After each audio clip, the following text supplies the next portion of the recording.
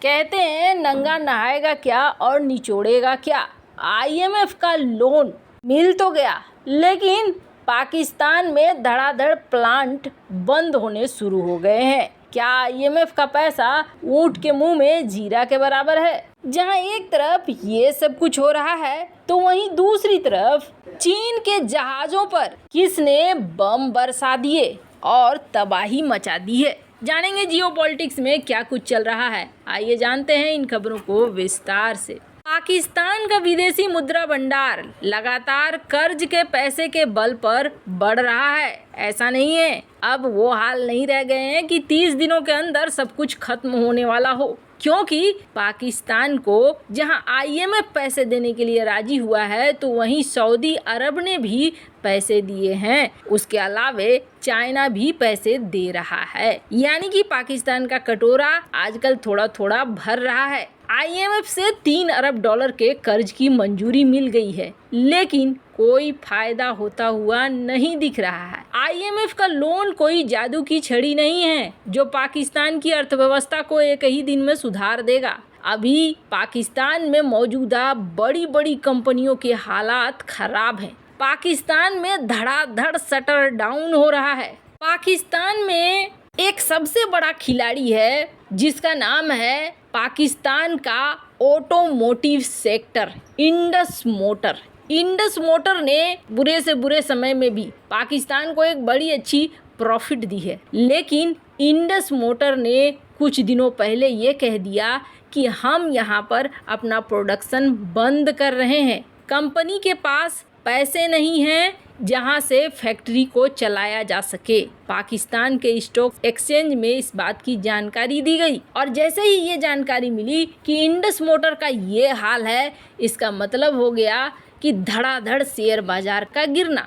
Indus motor company के सचिव ने पाकिस्तान स्टॉक एक्सचेंज को एक बयान जारी करते हुए कंपनी और उसके विक्रेताओं को कच्चे माल के खरीद में आने वाले दिक्कतों के बारे में बताया और कहा कि हमारे पास बैंकों की ओर से लेटर ऑफ क्रेडिट नहीं जारी हो रहे हैं, इनके पास डॉलर ही नहीं है, तो हमारा काम कैसे चलेगा। महंगाई जिस तरीके से है वो स्थिति तो देखने को मिल ही रही है। वैसे आपको बता दें, इंडस मोटर का मतलब है टोयोटा का शटर डाउन होना, और सिर्फ टोयोटा ही नहीं, टोयोटा के अलावे सुजुकी मोटर्स, होंडा कार्स, ये प्रमुख कंपनियां हैं जो धड़ाधड़ बंद हो रही हैं। पाकिस्तान ने कोशिश किया था कि कार की सेक्टर में ये बहुत आगे बढ़ेगा।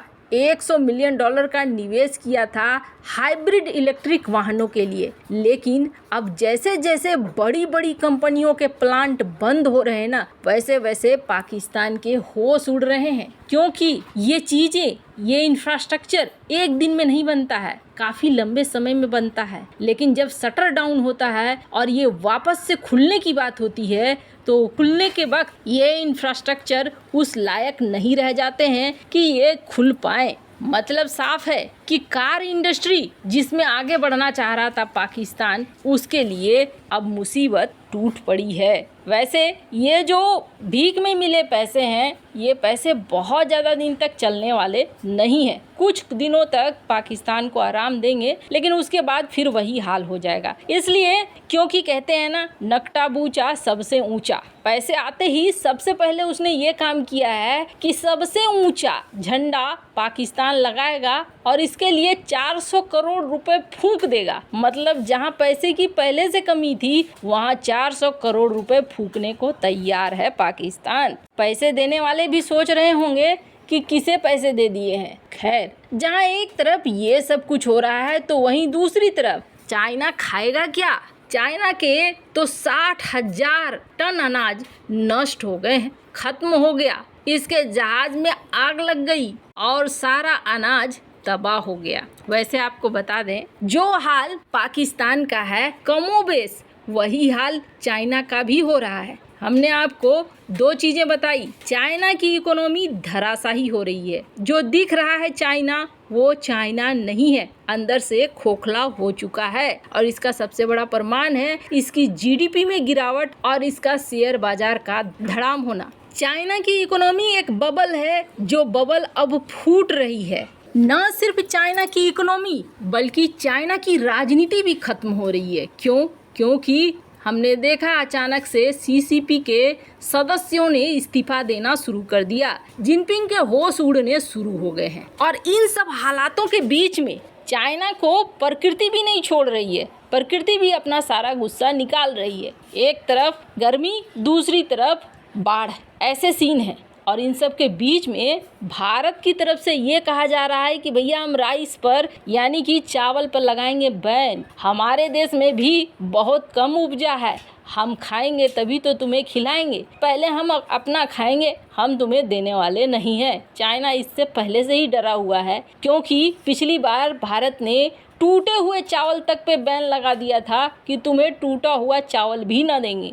तो अभी तो साबुत चावल पर बैन लगाने की बात हो रही है। अब इसके लिए चाइना दौड़ा यूक्रेन के पास। अभी चाइना की स्थिति ये है कि चाइना जानता है 2023 का समय ऐसा होने वाला है जो लास्ट तक में दुनिया को रुलाएगा। दुनिया में खाद्य संकट आएंगे, कुछ ही देश होंगे जो खाद्य संकट से बचेंगे। चाइना इस बात को भली भांति जान गया है कि उसके देश में भी खाने पीने की कमी होगी और इसके लिए चाइना ने बड़ी मात्रा में अनाज को इकट्ठा करना शुरू कर दिया और इसके लिए सबसे पहले वो पहुंचा यूक्रेन के पास। यूक्रेन जो कि दुनिया का कहा जाता है रोटी का टोकरी वाला ये देश, इसके साथ एक बड़ी डील कर ली और इस डील में कहा कि आप हमें लगातार बड़ी मात्रा में अनाज देंगे जिसमें गेहूं हो, मोटे चावल हो और जो कुछ भी आप अनाज में दे सकते हैं आप हमें देंगे। और पहली खेप तैयार की गई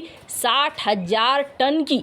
60,000 टन की शिप तैयार हो गई जो आने वाली थी चाइना। लेकिन अचानक से हुआ ये कि ग्रेन डील खत्म कर दिया रूस ने और रूस ने कहा कि भैया अब हम आएंगे हमले वाले मोड पर। और सबसे पहला हमला रूस ने शुरू कर दिया जो पोर्ट थे यूक्रेन के वहाँ पर। और जैसे ही पोर्ट पे हमले शुरू हो गए वैसे ही निशाने में आ गया चाइना के लिए तैयार किया गया ये जहाज और जेलेंस्की बिफर पड़ा। और जेलेंस्की ने कहा कि देखो चीन, हमने तुम्हारे लिए 60,000 टन का अनाज रखा था लेकिन रूस ने अपनी मिसाइलों से तुम्हें ये अनाज पहुंचने नहीं दिया, तुम्हारा ये अनाज तबाह कर दिया। हालांकि जेलेंस्की अभी भी रो रहा है और ये कह रहा है कि यूक्रेन के ज़्यादातर पोर्ट पर हमले कर रहा है, इससे हमें बहुत नुकसान पहुँच रहा है।